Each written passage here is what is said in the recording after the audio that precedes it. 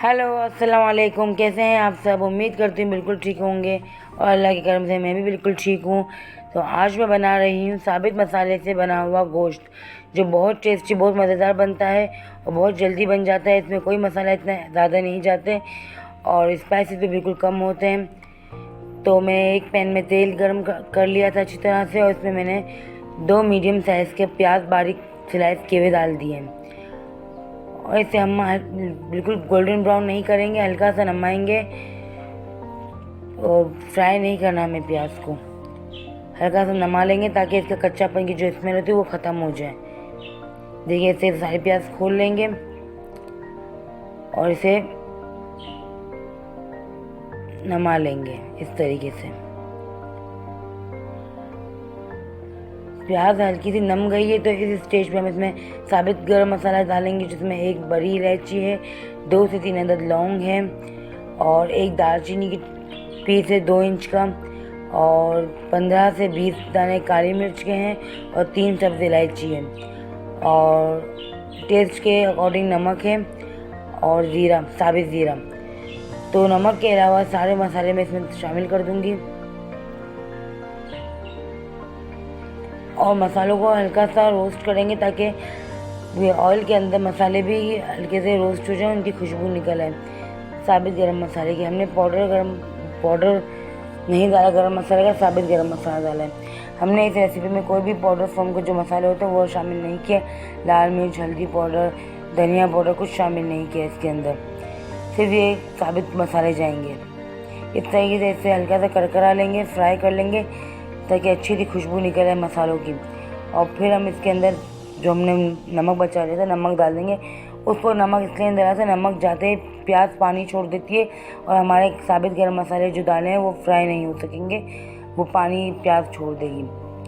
फिर देखिए हल्का सा और मैंने इसको फ्राई कर लिया। अब इसके अंदर मैं जिंजर गार्लिक का पेस्ट डाल के उसे फ्राई करूँ ताकि उसकी भी जो कच्चेपन की स्मेल है वो ख़त्म हो जाए। और यहाँ मैंने ½ kg गोश्त लिया है, बीफ का गोश्त लिया है, आप चाहे तो मटन भी ले सकते हैं। और इस तरीके से मैंने बीफ भी इसमें शामिल कर दिया है और बीफ को भी जब तक कलर चेंज नहीं हो जाता मैं इसे चमचे की मदद से घुमाती रहूँगी इस तरीके से, ताकि इसका अच्छी तरह से कलर चेंज हो जाए और जो गोश्त की स्मेल होती है वो ख़त्म हो जाए। इसको इस तरह से भूनते हैं। तकरीबन मैंने इसमें मसाले जो हैं वो डाल दिए। अब इसमें मैं शामिल करूँगी 4 हरी मिर्चें हैं, मीडियम साइज़ की हैं, साबित ही डाल दी हैं, काटी नहीं है मैंने इसे।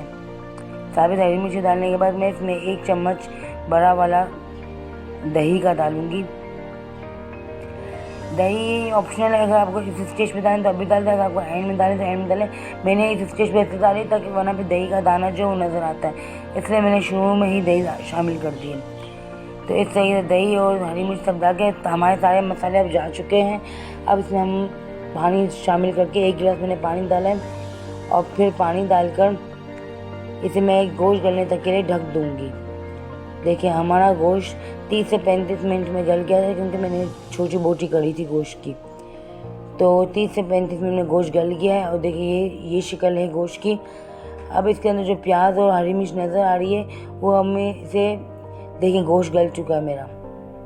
प्याज हरी मिर्च को फुल फ्लेम पे भूनेंगे, इतना भूनेंगे कि इसका तेल जो है गोश्त में हमने डाला था वो अलग हो जाए और मसाला अलग हो जाए। इसको हम भूनते जाएंगे और इसके साथ साथ कि हरी मिर्च और प्याज को मैश भी करते जाएंगे। देखिए इस तरीके चमचे की मदद से सारी हरी मिर्च और प्याज मैश हो जाएगा। ध्यान से गोश्त को ज़्यादा मैश नहीं करना, वरना गोश्त का बोटी टूट सकती है। और फिर मैंने इसमें 4 से 5 और हरी मिर्च डाल दी हैं। और देखिए हमारा जो साबित मसाले का गोश्त तो रेडी है सर्व करने के लिए।